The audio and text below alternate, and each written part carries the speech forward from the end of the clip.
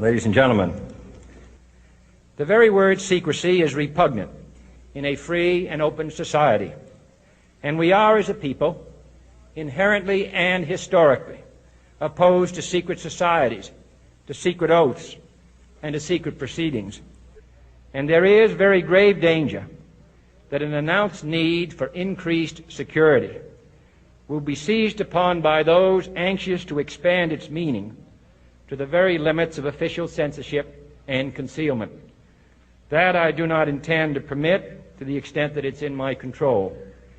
And no official of my administration, whether his rank is high or low, civilian or military, should interpret my words here tonight as an excuse to censor the news, to stifle dissent, to cover up our mistakes, or to withhold from the press and the public the facts they deserve to know.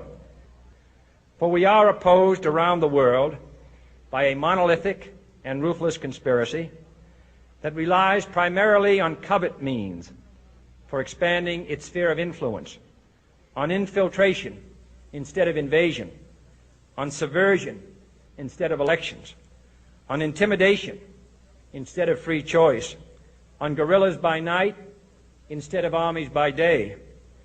It is a system which has conscripted vast human and material resources into the building of a tightly knit, highly efficient machine that combines military, diplomatic, intelligence, economic, scientific, and political operations. Its preparations are concealed, not published. Its mistakes are buried, not headlined. Its dissenters are silenced, not praised. I am not asking your newspapers to support an administration, but I am asking your help in the tremendous task of informing and alerting the American people. For I have complete confidence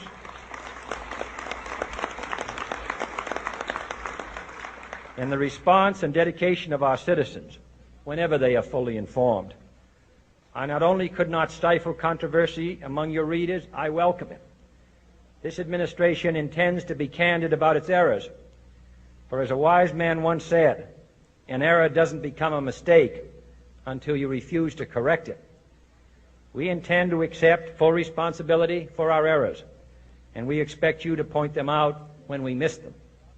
Without debate, without criticism, no administration and no country can succeed, and no republic can survive.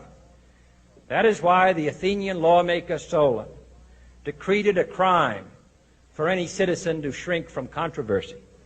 And that is why our press was protected by the First Amendment, the only business in America specifically protected by the Constitution, not primarily to amuse and entertain, not to emphasize the trivial and the sentimental, not to simply give the public what it wants, but to inform, to arouse, to reflect, to state our dangers and our opportunities, confident that with your help, man will be what he was born to be, free and independent.